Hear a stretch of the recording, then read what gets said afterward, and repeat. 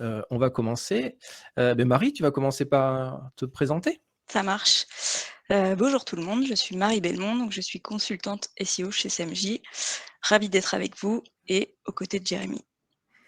Bien, merci Marie, c'est ta première en plus, donc très, Tout à fait. heureux, que tu sois là avec moi, avec nous. Moi je suis, Jérémy Condé, je suis team leader SEO, chez CMJ, donc je gère une équipe, de consultants SEO. Nous accompagnons nos clients, sur toutes les problématiques de SEO que nous rencontrons. Voilà pour nous. Samji, pour ceux qui ne nous connaissent pas encore, il est temps de nous connaître. On est, une agence aujourd'hui, on est une cinquantaine de personnes, donc une belle équipe dont, nous sommes les fiers représentants aujourd'hui. Donc voilà, on accompagne nos clients, hein, évidemment sur des objectifs pardon, SEO, afin de maximiser, c'est leur rentabilité pardon, sur le levier SEO. Donc on les aide avec 2 méthodes, enfin de 2 façons. La première, c'est la plateforme. Donc vous voyez quelques screenshots ici.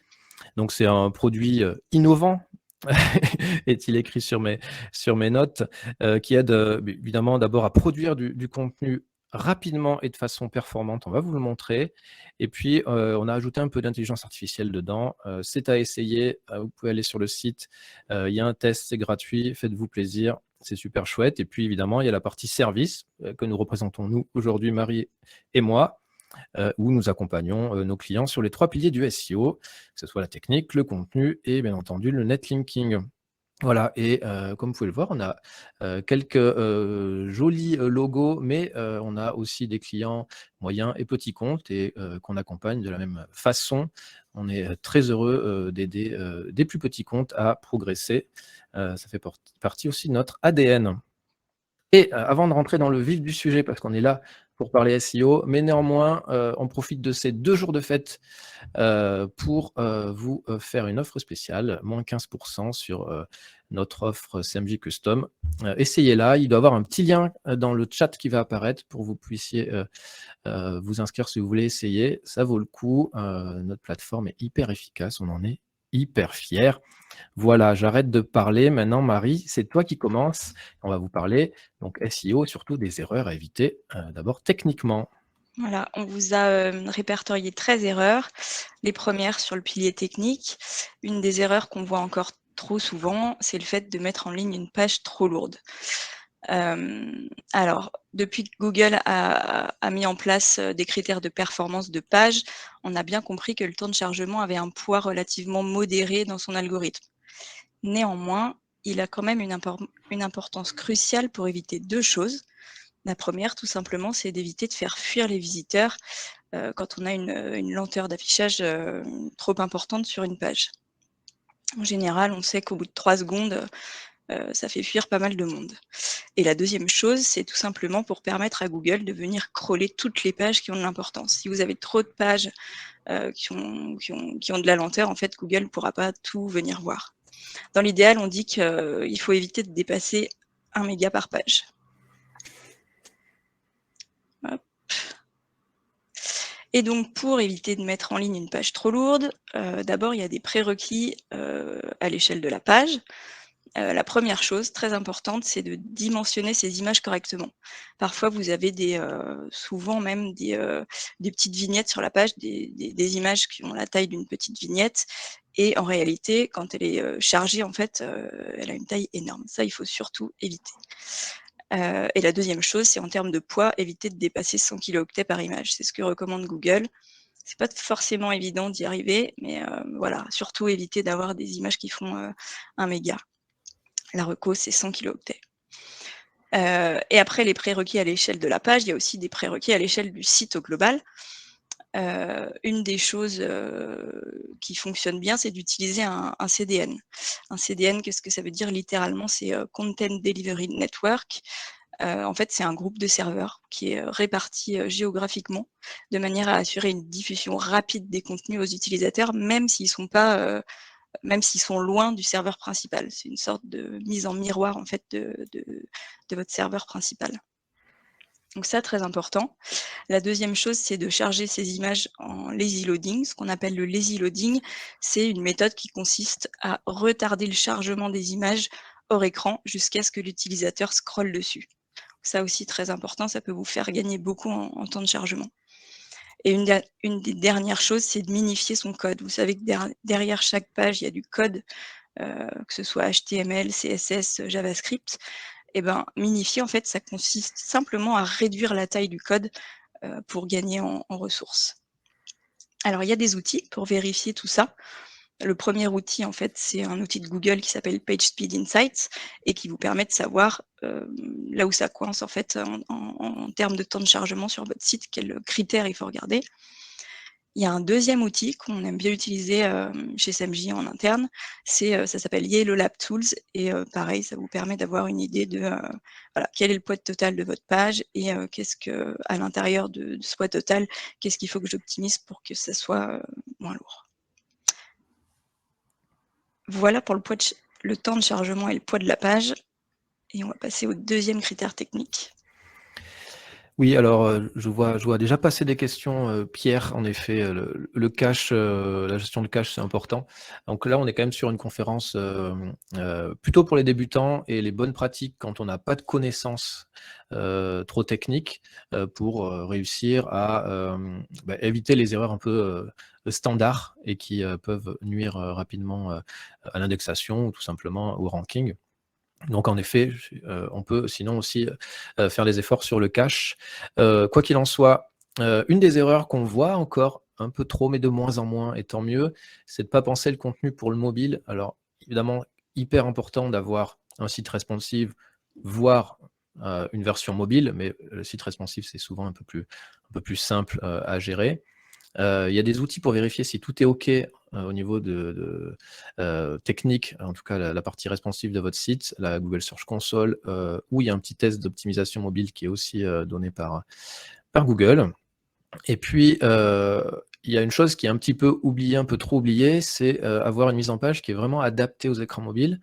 C'est-à-dire que, il faut éviter en réalité d'avoir, des gros paragraphes sur vos écrans mobiles. Ça fait peur, ça fait fuir, ça fait aller sur d'autres sites, ça fait partir. Donc il faut aérer son contenu, il faut mettre des sommaires, il faut mettre des titres, bien explicites pour donner envie de lire et d'arriver surtout à la bonne information qui est recherchée.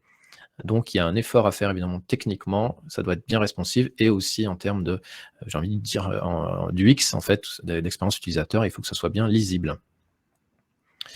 Hop, c'est à toi Marie. Merci Jérémy.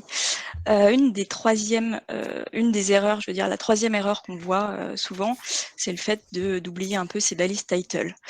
Et pourquoi c'est important les balises title? Ben, tout simplement parce que c'est un peu l'emballage de votre produit. C'est la première impression qu'a votre internaute. Quand il tape sa requête et qu'il arrive sur la page de résultats, ça va être le déclencheur en fait qui va séduire votre visiteur ou pas. Alors c'est quoi les bonnes pratiques? La première en fait, c'est de rédiger en bon français. On rédige pour l'internaute, pas spécialement pour Google. En fait, c'est quoi la balise title? Ça va être tout simplement un résumé du contenu de votre page. Si ça résume pas le contenu de votre page, Google va probablement changer votre balise title telle qu'elle apparaît sur la page de résultats. Donc c'est un peu dommage.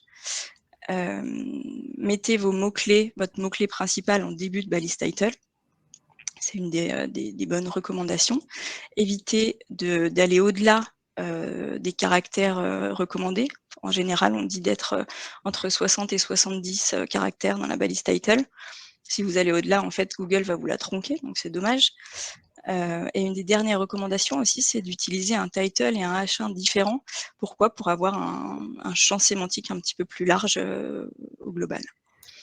À éviter absolument les balises title tout en capital. C'est bête, mais on le voit encore, ça fait un peu spam, ça fait un peu plus fuir qu'autre chose, quoi. Éviter la duplication des balises title, évidemment.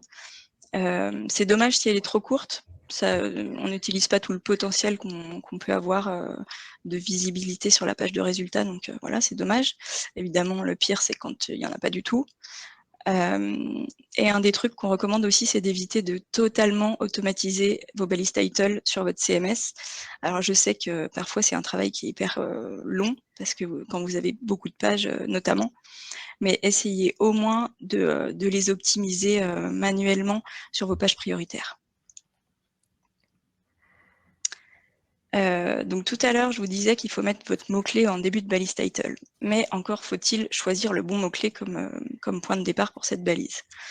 Alors, 2 possibilités. Soit vous avez déjà une idée de mot-clé, et dans ce cas-là, c'est important, très important de vérifier derrière qu'il y a bien une demande utilisateur, qu'il y a bien que ce mot-clé que vous avez choisi, il y a bien un volume derrière et que du coup, ça va servir à quelque chose. Alors CMJ est là pour vous aider là-dessus, on va le voir juste après. Deuxième possibilité, vous n'avez aucune idée de mots-clés pour votre contenu. Et ben là, vous n'avez d'autre à faire que vous forcer à résumer en 2 ou 3 mots, en 1 ou 2 ou 3 mots, le contenu de votre page. Et ensuite, vous pourrez vérifier que votre idée soit bien valide. Donc c'est la même chose que précédemment, vérifier qu'il y a bien du volume sur ce mot-clé qu'il est recherché. Un tips, mais qui est très important en fait, sur des mots-clés qui font beaucoup de volume, qui sont très concurrentiels, pensez mots-clés longue traîne. Je ne vais pas spoiler parce que Jérémy va en parler un petit peu plus tard de la longue traîne. Mais voilà, si vous avez des mots-clés qui sont très concurrentiels, pensez mots-clés longue traîne et au bout d'un moment, quand vous aurez plusieurs contenus sur cette thématique, vous arriverez à vous positionner un peu plus sur les mots-clés plus concurrentiels. Je vous ai mis un exemple sur la plateforme CMJ quand vous démarrez la création d'un nouveau contenu. Donc par exemple, là, j'ai choisi un mot-clé qui était cigarette électronique jetable. Donc quand je mets ce mot-clé dans CMJ, il va me proposer des mots-clés suggérés. Et je m'aperçois que j'ai un mot-clé qui s'appelle puff cigarette jetable, qui fait 3000 de volume mensuel, alors que mon mot-clé de base, il faisait 1000 de volume mensuel. Donc voilà, ça peut être intéressant d'utiliser cet outil. Bon, il y en a d'autres évidemment, mais pour avoir le bon mot-clé. Donc voilà pour ce qui concerne des plus grosses erreurs techniques. Évidemment, il y en a d'autres, mais là, on a essayé de répertorier les plus courantes. Et on passe aux erreurs édito. Merci Marie. Donc en effet, les erreurs techniques, il y en a hélas trop souvent. Là, on a essayé de répertorier les plus communes. Mais une autre erreur qui arrive un petit peu trop souvent, c'est quand on rencontre des nouveaux clients, c'est qu'ils ont fait déjà du SEO, typiquement, et ça ne fonctionne pas. Et souvent, en fait, ils n'ont pas du tout fait d'audit sémantique, c'est-à-dire fait une étude de marché autour de leurs mots-clés, autour de leur univers, autour de leur domaine.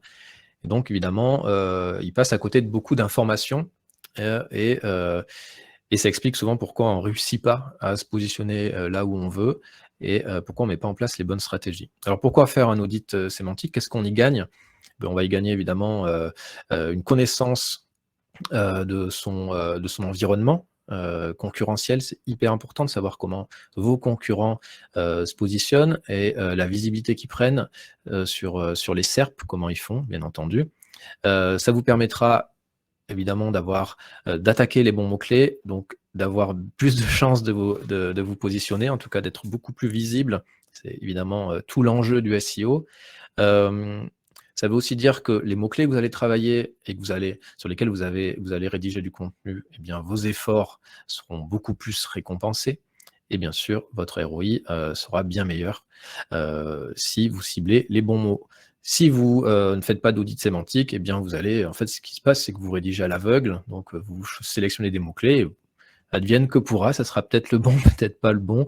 Et souvent, on va être plutôt sur le bon mot-clé, mais on n'aura peut-être pas les bons angles, on n'aura peut-être pas la bonne intention utilisateur. En tout cas, on ne présentera pas la bonne, on ne répondra pas à la bonne intention utilisateur. Et donc, on se trompera. Donc, la conséquence, tout simplement, contenu peu visible, du temps de travail pas récompensé. Donc, c'est la perte d'argent sèche, évidemment. Et puis, évidemment, un ROI beaucoup plus faible. Donc, qu'est-ce qu'on va faire en gros? Évidemment, c'est les grandes étapes, mais un audit sémantique, c'est très long à produire en réalité. Ça peut prendre 2, 3, 4, 5 jours, ça dépend évidemment de ce qu'on cherche, mais ça peut être extrêmement long. Mais en gros, la première chose à faire, ça va être d'analyser les performances. Sur quoi on est fort déjà? connaître les bases, sur quoi on a du potentiel et sur quoi on a beaucoup de retard. Ça va être hyper important.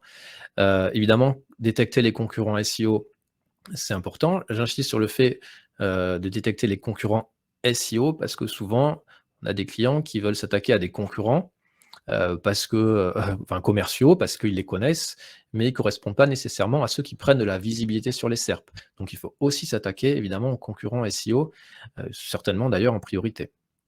Et évidemment, en analysant ces concurrents, on va pouvoir détecter un petit peu leur stratégie, voir comment ils font et comment on peut faire mieux, tant qu'à faire. Et puis, ça nous permettra, bien entendu, de faire ce qu'on appelle des content gaps, hein, c'est-à-dire qu'on fait des comparaisons, on recoupe des informations avec les concurrents par rapport à nos clients, et puis on va pouvoir sélectionner les bons mots-clés autour des thématiques qui nous intéressent. Donc il y a 2 solutions, enfin il y a 2 solutions. La première solution, on le dit, hein, faut faire un audit sémantique, on peut pas y couper. C'est vraiment hyper important. Donc faites appel à des experts, hein, comme nous, tant qu'à faire, ou d'autres, donc on vous accompagnera ou voilà, les experts SEO vous accompagneront sur un audit de mots-clés, un audit sémantique très poussé pour pas vous tromper dans votre stratégie, et pas vous faire perdre de temps, donc d'argent. Et puis, on a une petite fonctionnalité qui a été mise en ligne alors, il y a quelques semaines sur notre plateforme que je vais vous montrer, qui peut vous aider un petit peu aussi à, en tout cas, choisir les mots-clés autour de vos thématiques. Voilà, ça arrive. Hop. Donc, par exemple, j'ai préparé bien entendu parce qu'il y a un temps de chargement, donc pour les besoins de ce webinaire, j'ai tout préparé en avance. Donc j'ai pris spiruline, par exemple, qu'on aime bien comme mot, qu'on prend souvent en exemple. Donc on a ici un onglet idées de contenu, ou Content ID si vous utilisez la version anglaise de la plateforme. Vous mettez le mot-clé qui vous intéresse, donc en tout cas, le sujet qui vous intéresse, et il va vous aider, ce Content ID, à trouver d'autres mots-clés autour de spiruline. Donc bien évidemment, il va vous dire, spiruline, il faut évidemment écrire sur la spiruline, et on va vous dire, par exemple, La Vie Claire, ils ont écrit sur les bienfaits de la spiruline. Donc déjà, il faut évidemment vous poser la question, est-ce que moi, j'ai une approche plutôt article, plutôt éditorial, ou plutôt vente e-commerce? Donc si par exemple, j'ai vraiment une approche éditoriale, ici je filtre sur les articles, et j'aurai que des résultats éditoriaux et qui vont m'aider à trouver des sujets autour de la spiruline. Donc on va voir les dangers pour le cœur, la spiruline et le fer. Donc c'est plutôt autour des carences. La spiruline pour perdre du poids, est-ce que c'est efficace? Les contre-indications, etc. Et ça va vous donner d'abord, donc évidemment, plein de sujets. Vous allez avoir les volumes de recherche, le trafic estimé derrière ce volume.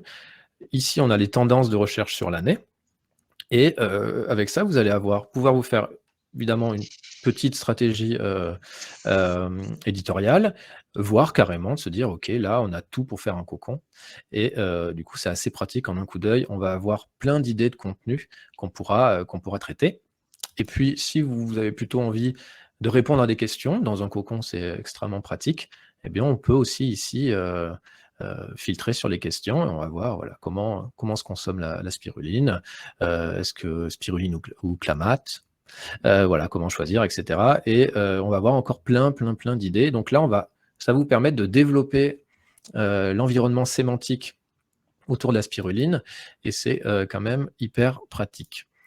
Alors, pardon, hop, je désactive le partage, et on reprend. Donc voilà, donc c'est assez pratique si on n'a pas les moyens, ou alors on connaît déjà son environnement sémantique. Et cette option, elle vous permet d'aller un peu plus loin, et surtout d'avoir plein d'idées comme ça en voyant ce que font vos concurrents. Plutôt que de le faire à la main, on vous le met directement dans la plateforme. Donc c'est extrêmement pratique. Nous, on l'adore, bien entendu. Super, merci pour cette démo, Jérémy. Une autre erreur, c'est le fait d'oublier l'intention de recherche.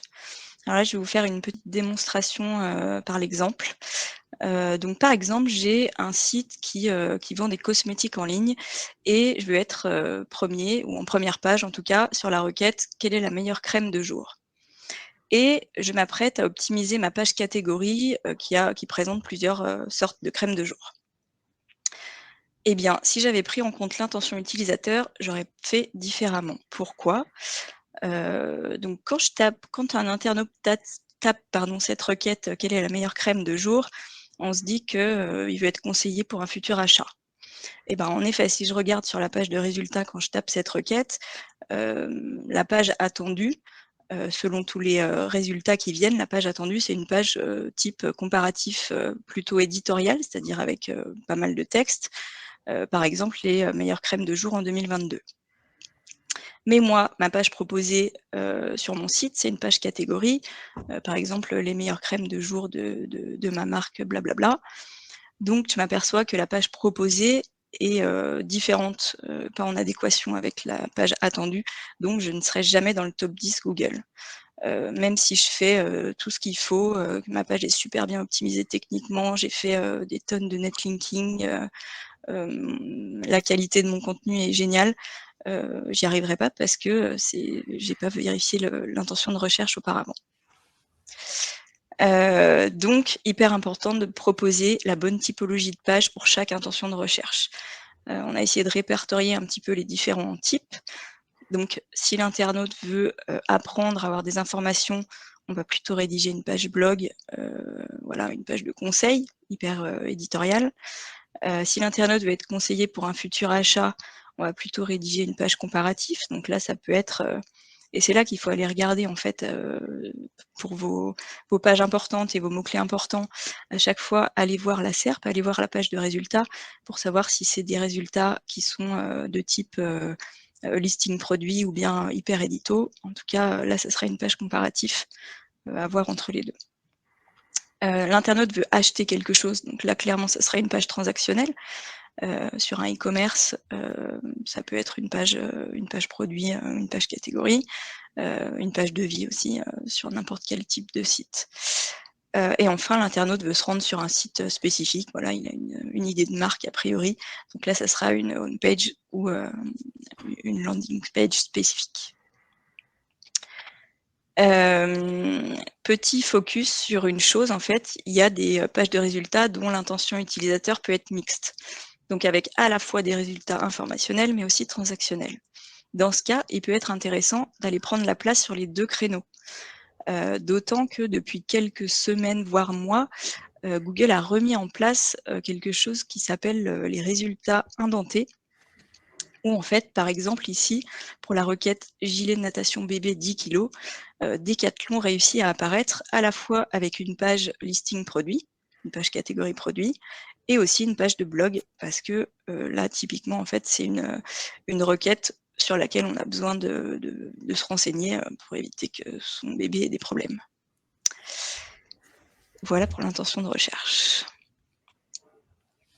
Merci. Du coup, tout à l'heure, tu as mentionné la longue traîne, Mmh. Marie. Donc, je vais en dire un peu plus. Donc, la longue traîne, d'abord une petite définition pour qu'on comprenne tous de quoi on parle. Donc, évidemment, la longue traîne, c'est toujours par rapport à un mot-clé. Donc, on parle de mots-clés génériques quand on a un mot, par exemple, comme basket, qui est extrêmement générique. Donc, on parle de courte traîne, donc on a un mot. Souvent, c'est très recherché. Donc, on a 135 000 recherches mensuelles. Mais évidemment, c'est beaucoup plus dur. La longue traîne, ça va être une expression de recherche dans un moteur de recherche, comme Google, au hasard, qui va être longue. Donc, il va faire 3, 4, 5 mots-clés, voire plus, bien entendu. Et là, évidemment, les volumes de recherche vont baisser, mais aussi le score de difficulté. Et ce qu'on voit avec 100% de nos clients, je pense que je ne me mouille pas trop en disant ça, c'est que lorsqu'on travaille la longue traîne, on a néanmoins de meilleurs résultats en termes de vente, en termes de transformation. Ça, c'est extrêmement intéressant. Si quelqu'un tape basket bleu ciel pour femme et que vous lui proposez sur votre site, lorsqu'il arrive dessus, une basket bleu ciel pour femme, évidemment, le taux de transformation risque d'être plus élevé que si quelqu'un tape basket, on ne sait même pas s'il veut des sneakers, est-ce qu'il veut des informations sur LeBron James, je ne sais pas. Donc c'est extrêmement large, et donc ça vaut le coup d'aller travailler ces longues traînes, parce que vous allez derrière, vous aurez une transformation plus élevée. Et c'est ce que souvent, évidemment, on cherche à faire, surtout en e-commerce, c'est de vendre ses produits. Hop, pardon, la suite, ça marchait pas ma petite flèche. La suite, c'est pour toi, Marie. Tout à fait. Une chose importante aussi, évitez de faire des modifications si vous avez des pages qui performent sans se poser aucune question. Sur des pages qui performent pas, ça, il y a aucun souci, vous pouvez faire toutes les modifications que vous voulez. C'est-à-dire qu'ils font pas de trafic, mais dès que c'est des pages qui font un peu de trafic, qui sont importantes, attention quand vous faites des modifications. Par exemple, supprimer ou modifier, des liens qui pointent vers cette page dans son menu, supprimer ou modifier du maillage interne aussi vers cette page, modifier le title, modifier le H1, supprimer ou modifier du contenu texte aussi à l'intérieur. Une des choses qu'on voit souvent aussi, c'est des clients qui veulent faire une refonte UX d'une page. Ça peut chambouler pas mal de choses, donc pensez bien à faire des tests AB, surtout sur des pages qui font du trafic. Vas-y Jérémy, à toi. Oui, je vois, tu en perds la voix. Oui, c'est un sujet hyper important. Les contenus qui performent, faut être vigilant, bien sûr, pas faire n'importe quoi avec. Et évidemment, il y a quelque chose qu'on oublie de faire, puisque là, on vient de vous dire: «Faites attention si vous mettez à jour vos contenus», et là, je vous dis: «Il faut les mettre à jour néanmoins, vos contenus». Oui, il faut les mettre à jour parce que vos concurrents, ils se privent pas. Donc c'est pour ça que c'est très important de monitorer ce que vous faites. Vous avez mis un contenu en ligne, monitorez-le. Donc ça veut dire quoi monitorer? C'est d'abord suivre les mots-clés principaux, de ce contenu, suivre évidemment les évolutions de sessions, de trafic, de clics, et puis et donc regardez aussi ce que font vos concurrents. Et si vos concurrents mettent à jour les contenus, il faut aussi que derrière vous soyez capable de répondre assez rapidement, voire même si vous avez des enjeux de saisonnalité, être capable d'anticiper. Si vous voulez être prêt pour Noël, donc à Noël on commence à acheter pour les personnes les plus organisées, allez, novembre. Pour les moins organisés, c'est un peu plutôt décembre. Il faut être prêt pour novembre, c'est-à-dire qu'il faut avoir mis ses contenus à jour, ses pages à jour à peu près, allez, août-septembre, dernier délai, pour être prêt, parce que vous savez que Google met un certain temps à bien prendre en compte toute la puissance de vos contenus, etc., hein. Il faut bien penser, prévoir 2 à 3 mois hein, pour être au taquet dessus. Donc, ça, c'est hyper important de mettre à jour ces contenus. Évidemment, vous priorisez hein, vos actions, c'est toujours pareil, les contenus qui ont le plus d'enjeux, les contenus qui transforment le plus, qui vous apportent le plus de conversion. Travaillez-les, mettez-les à jour et enrichissez-les, bien entendu. Parce que parfois, il faut aussi, selon les contenus, selon les domaines dans lesquels vous êtes, je sais pas, que ce soit dans la santé, lorsqu'il y a des contrats, ou que ce soit dans le juridique, parfois il faut juste mettre à jour parce que les choses ont évolué. Donc voilà, là-dessus, il faut être très réceptif parce que Google et vos concurrents, ils le sont, quoi. Alors, mettre à jour ces contenus, c'est les conséquences que nous constatons. Alors, c'est vrai que la plateforme, pour ça, elle est super chouette parce que lorsque vous optimisez un contenu, on vous met une petite, vous voyez, une petite barre en pointillé rouge comme ça. Donc, on sait quand il a été mis en ligne, ce contenu, enfin, pardon, quand il a été optimisé ou quand il a été mis en ligne aussi, hein. Et puis, on voit derrière si ça fonctionne ou si ça fonctionne pas. Donc là, on a pris des exemples avec de belles performances, mais c'est vrai que c'est des choses qu'on voit assez souvent, parce que tout simplement quand on enrichit un contenu, quand on devient de plus en plus exhaustif, mais Google vous comprend mieux, il vous met en avant, il comprend votre expertise, on va en parler juste après un petit peu. Et ça, c'est extrêmement important d'avoir des contenus bien développés, exhaustifs, qui répondent à l'ensemble des questions, et cetera. Et ça vous permettra de gagner en visibilité, donc bien entendu en trafic et pourquoi pas, si vous vendez derrière, en conversion. Tu as débranché ton micro en buvant tout à l'heure. Merci. Une autre chose très importante, et souvent ce qui arrive quand on a la tête dans le guidon, on ne vit que SEO, c'est de rédiger sans penser à l'internaute. alors que le contenu web est destiné avant tout au lecteur. Rappelez-vous bien que votre objectif, c'est de proposer un contenu qui peut intéresser l'internaute en fonction de sa recherche initiale et c'est ça qui est, le plus important, c'est bien en fonction de sa recherche initiale. Notre conseil, toujours quand vous rédigez un contenu, mettez-vous à la place de l'internaute. Parce que pour rappel, l'objectif de Google, c'est de proposer du contenu qui soit pertinent pour l'utilisateur avant tout. Il y a une étude qui a été menée par, Ahrefs qui a démontré que, seulement 9 des contenus sur le web faisaient du trafic, étaient visibles. Et ben, avec SEMJ, les contenus qui sont optimisés, c'est 80 de visibilité. Donc allez-y. Ouais, c'est hyper important. Elle est hyper intéressante pardon, je fais une petite parenthèse. Cette étude d'Ahrefs est hyper intéressante parce que vous faites des efforts éditoriaux, ça prend du temps, ça coûte de l'argent, et derrière, en fait, ils sont pas lus. En fait, ce qu'aide notre plateforme, ce qui est important, c'est qu'elle vous aide surtout à trouver les bons angles, à trouver les bons mots, à trouver les bonnes intentions, à structurer vos contenus qui sont attendus par les internautes. Et c'est ça qui fait que derrière, on a évidemment une visibilité qui est accrue parce que derrière, vous avez en fait tout un ensemble de data qui vous aide à être visible. Et c'est pour ça qu'on arrive à un niveau de 80% aujourd'hui avec l'ensemble de nos clients. Voilà, pardon. Oui, tout à l'heure, je parlais d'expertise. Donc aujourd'hui, il y a un algorithme. Aujourd'hui, ça fait quelques années maintenant que Google a mis en place cet algorithme. Donc on parle d'EAT. Donc l'EAT, c'est un ensemble de critères qui prend en compte votre expertise sur le sujet, votre autorité et puis la confiance qu'il va avoir derrière. Donc en fait, on employait l'expression montrer patte blanche à Google et c'est en effet ça, c'est j'écris sur un sujet, alors surtout autour de la santé et de la finance, mais pas que, tout ce qui va être paris, etc. Donc tout ce qui touche à la santé au portefeuille des internautes. Si j'écris sur ce sujet, il faut que je puisse justifier de mon expertise. Ça, c'est extrêmement important. Si vous êtes moi, par exemple, et que j'ai envie d'écrire sur un texte sur la grippe aviaire, mais clairement, j'ai aucune expertise sur le sujet et Google n'aura aucun intérêt à me valoriser, à valoriser mon contenu. Donc d'abord, être un expert sur le sujet, c'est hyper important. Donc être un journaliste santé, par exemple, ou un médecin, bien entendu, c'est essentiel.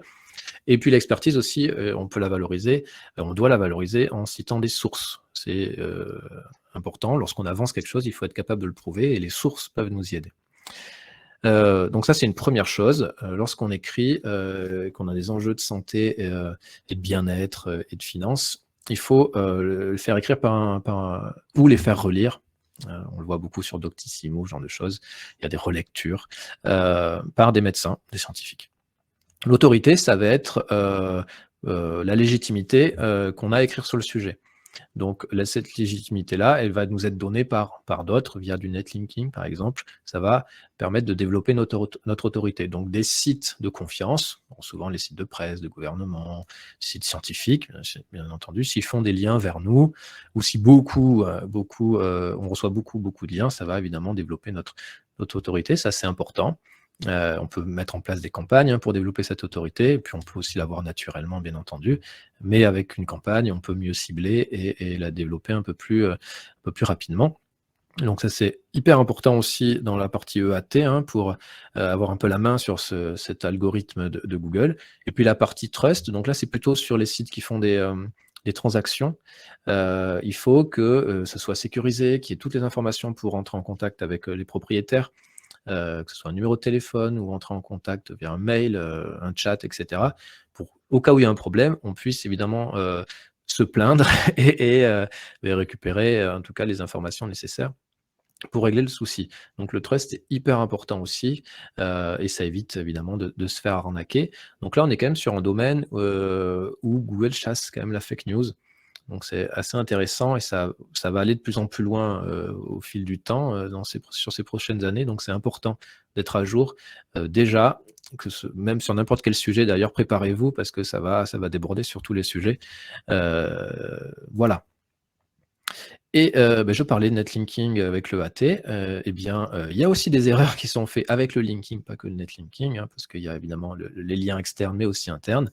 Du coup, Marie, tu vas nous expliquer un petit peu les négligences autour de l'arborescence. Tout à fait. En effet, dans le maillage interne, il y a l'arborescence qui joue un grand rôle. Que ce soit pour les utilisateurs ou pour les moteurs de recherche, c'est vraiment indispensable que l'arborescence de votre site réponde à ce que ces potentiels utilisateurs recherchent.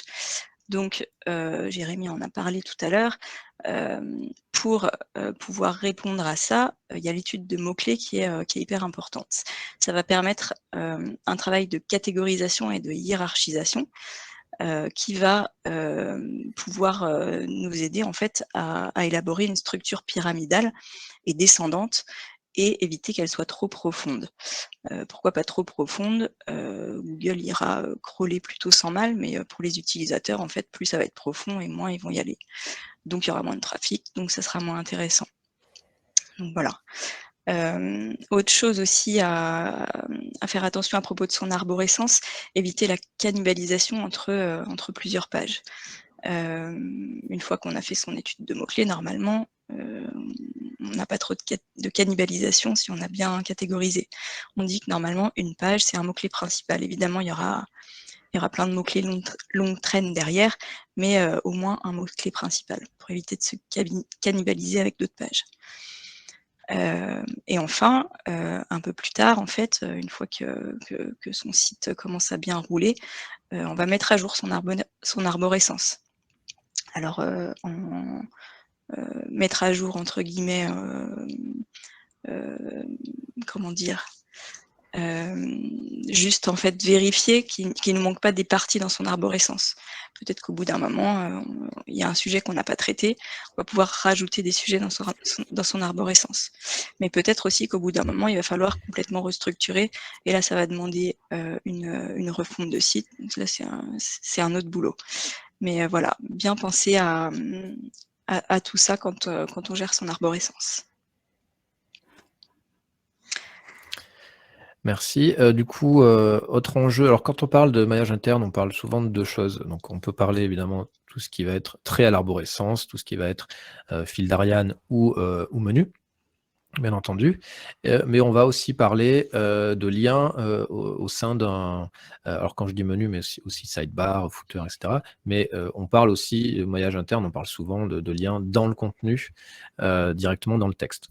Donc pourquoi c'est important le maillage interne? D'abord parce que, d'abord si vous mettez aucun lien sur votre site, on arrive sur la page d'accueil, il n'y a aucun lien, et Google ne va pas trouver vos pages. Évidemment, Google se sert de vos liens pour parcourir votre site, que ce soit Google et tous les moteurs de recherche, hein, qui envoient des robots sur vos sites, ils suivent les liens. Donc c'est évidemment hyper important, et c'est pour ça que c'est important d'avoir une arborescence intelligente, bien structurée, parce que Google va mieux comprendre votre site, si on a bien structuré, l'organisation et l'information du site.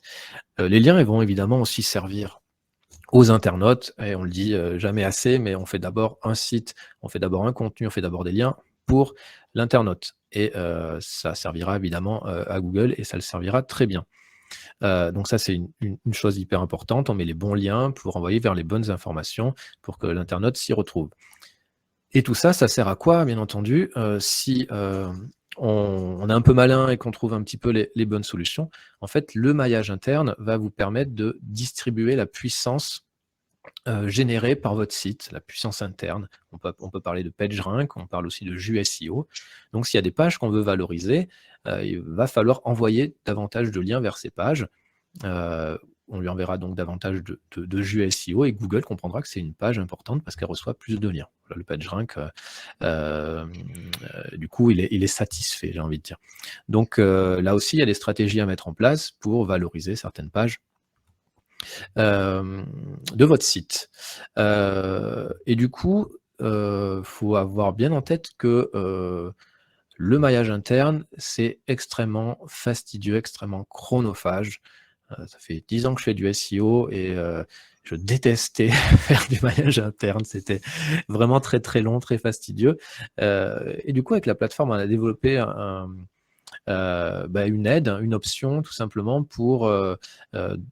pouvoir faire le maillage interne facilement, trouver les bonnes pages sémantiquement pour envoyer le bon jus au bon endroit. Et bien entendu, il ne faut pas faire des liens n'importe où, il faut faire des liens qui ont du sens, des liens sémantiques. Et la plateforme là-dessus, elle vous accompagne. Du coup, c'est fort pratique et mon métier de SEO est beaucoup plus simple depuis 2 ans, depuis qu'on a cette option. Ça nous fait bien plaisir.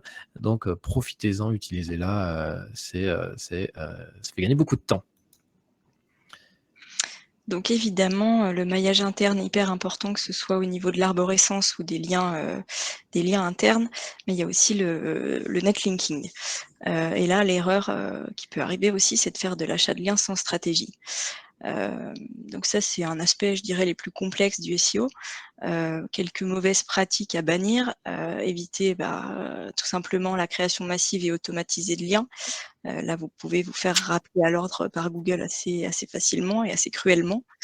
Évitez aussi de recueillir des liens depuis des sites qui sont pas du tout dans la même thématique que la vôtre. Surtout là, ça vous aidera pas beaucoup en fait en autorité. Et dans un autre contexte, évitez aussi d'avoir des encres de liens exactes. Ça, c'est ce qu'on appelle la suroptimisation. Google n'aime pas ça du tout. On dit que, alors ce qu'on appelle encre exacte, en fait, ça veut dire que le backlink qui pointe vers votre page utilise un mot-clé hyper précis, en fait, qui référence votre page. On dit qu'en général, il faut utiliser à peu près 10% d'encre de lien exact, pas plus. Sinon, après, c'est de la suroptimisation. Autre chose, évitez de viser toujours la même page. Là aussi, vous pouvez vous attirer les foudres de Google plus facilement. Et voilà, éviter aussi, on peut facilement s'éparpiller dans tous les sens quand on fait du netlinking. Si on résume, en fait, la bonne pratique, c'est viser la qualité et pas la quantité. Et évidemment, n'oubliez pas de faire appel à des experts SEO pour construire et même implémenter votre stratégie netlinking, parce que c'est pas la partie qui est toujours la plus facile. Et je crois qu'on en a fini avec le sujet. Oui. Tout à fait, on a fini avec le sujet. On va prendre les questions maintenant. J'ai vu qu'il y avait plein de questions et avec des votes. Donc merci pour les questions et merci d'avoir voté. Donc on a un peu de temps. Donc allons-y. Donc Camille nous demande quid des images au format WebP. Alors c'est une très bonne question en effet. Donc le format WebP, c'est un format qui a été créé par Google il y a une dizaine d'années, je dirais.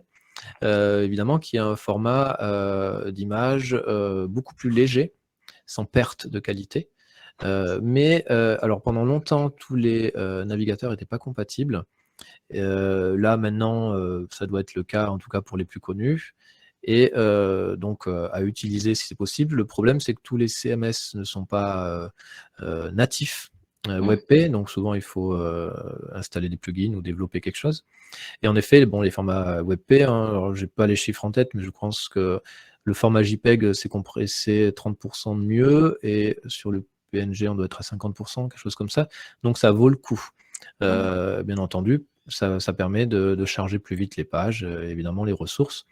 Voilà, il faut juste que votre site soit capable de le faire.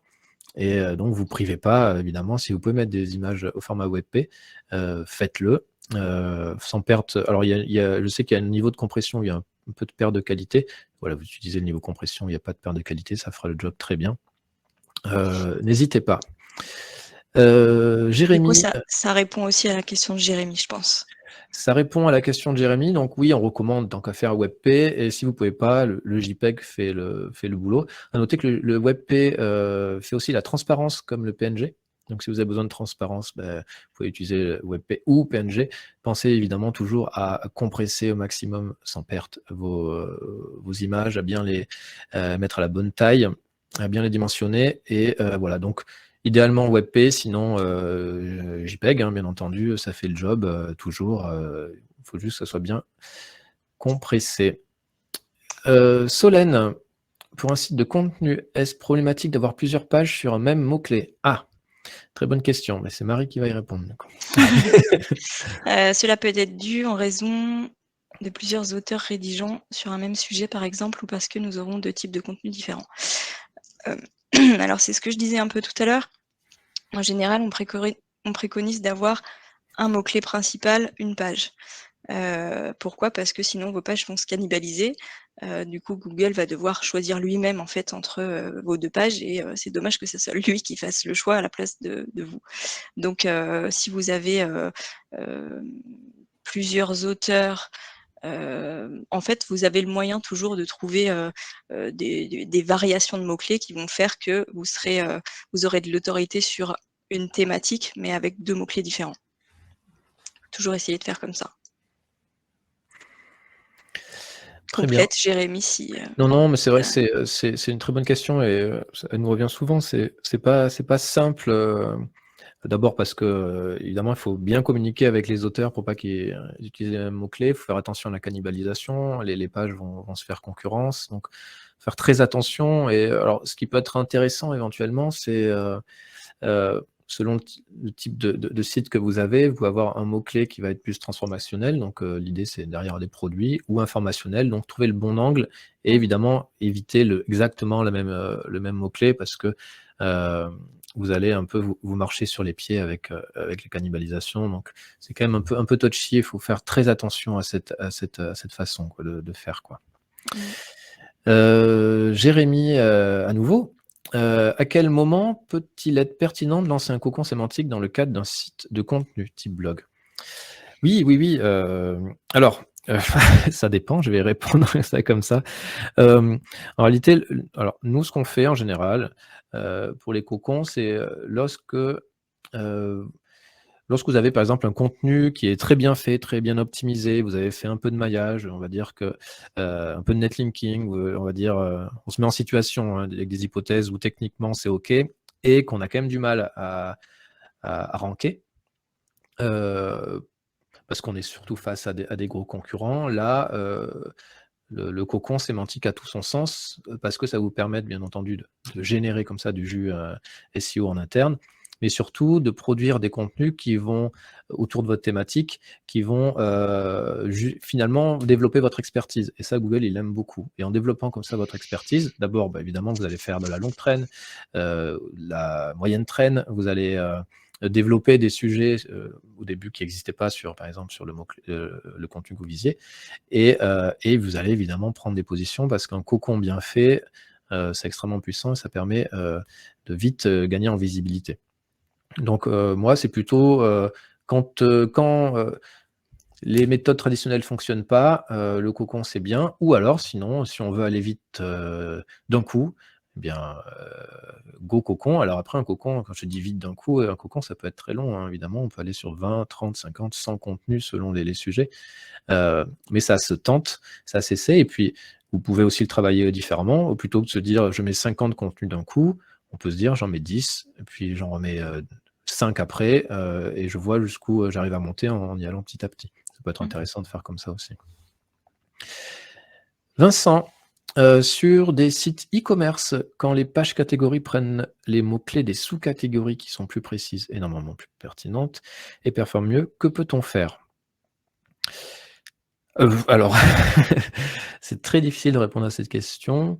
Alors d'abord, moi, le premier réflexe que j'aurais, c'est plutôt de vous demander, vos logs, pour comprendre, en fait, qu'est-ce qui se passe entre vos pages catégories et sous-catégories.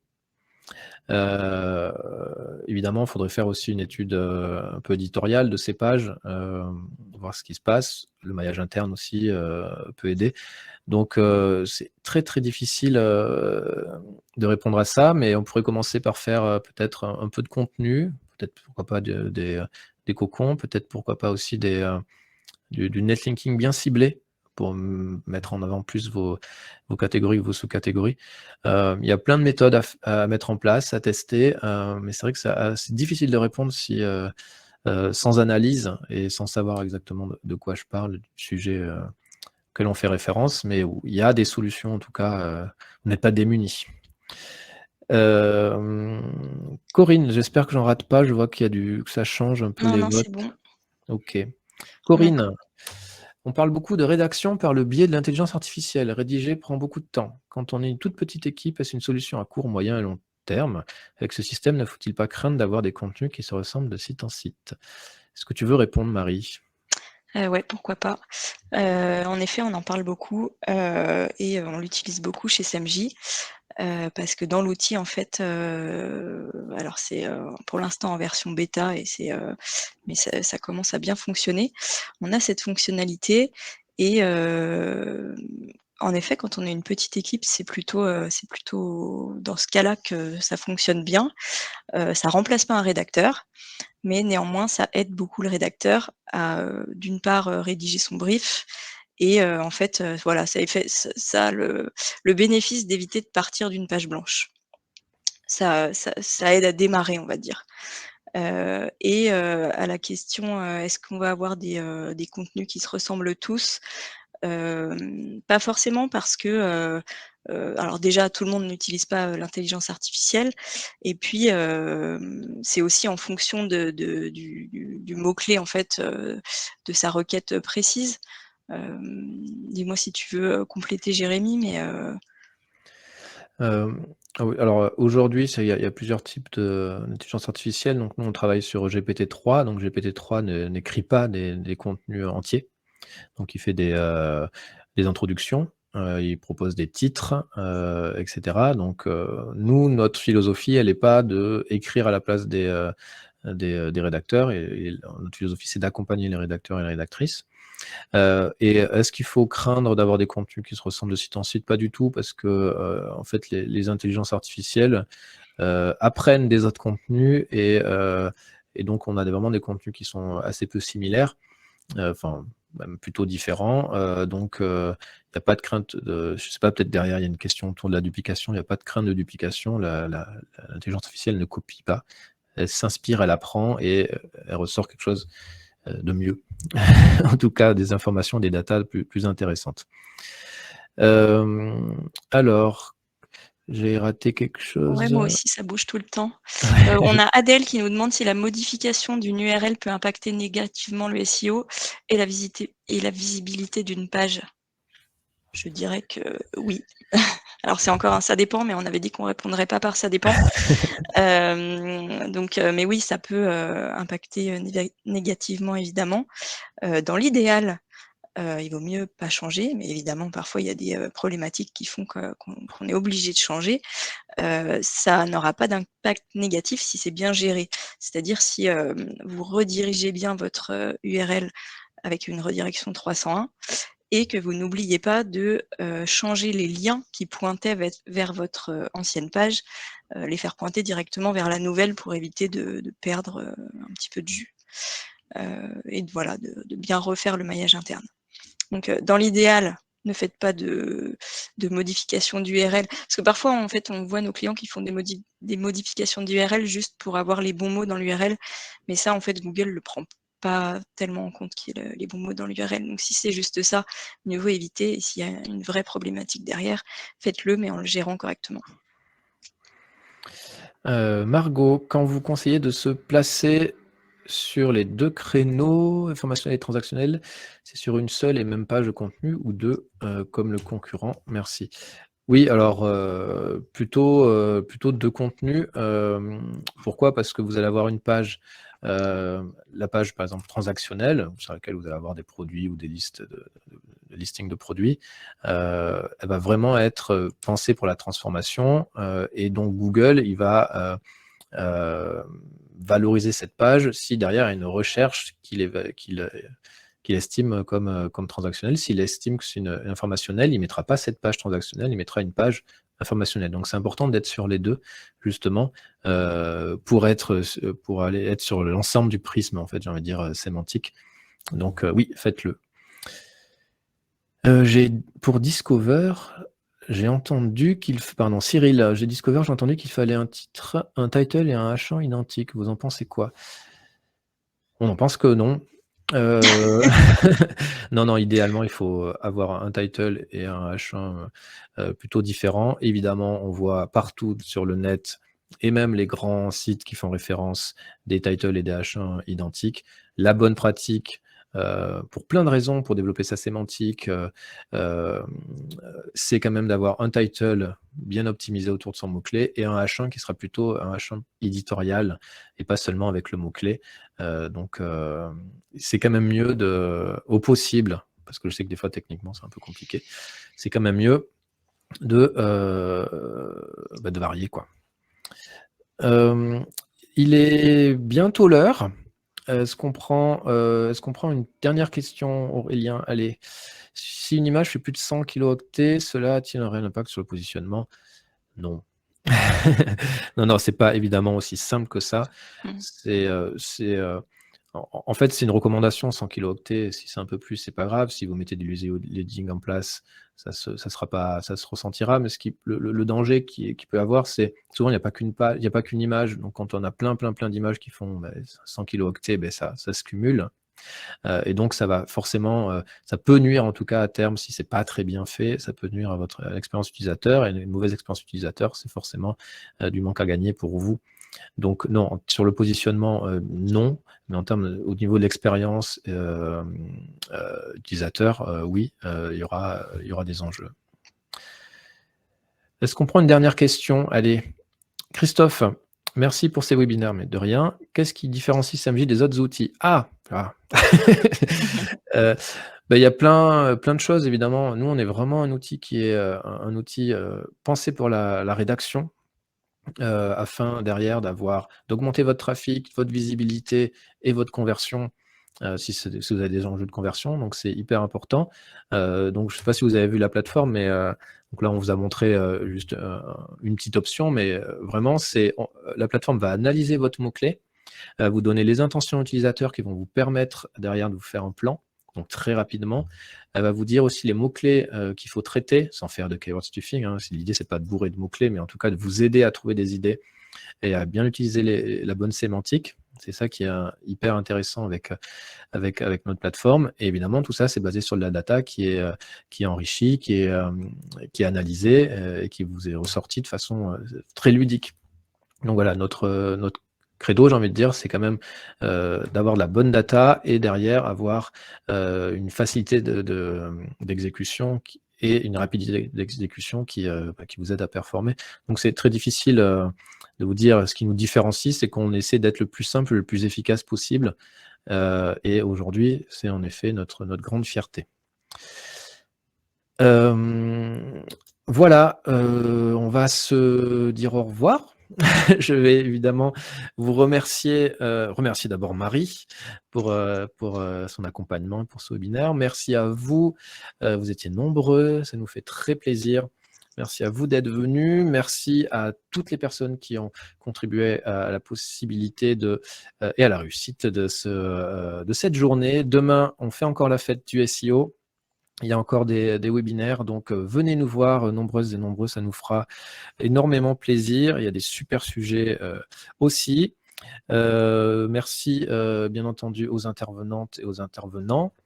N'oubliez pas, vous pouvez demander une démo et bénéficier toujours du 15% pendant le SEO Square. Et puis voilà, merci beaucoup. Demain, vous commencez la journée avec l'étincelante Sipai Wong B. Écoutez-la, elle est vraiment merveilleuse et ça va être une super conférence. Merci beaucoup. Et puis, je vous dis à demain et Merci je vous souhaite à tous. une très bonne soirée. Bye bye. Au revoir.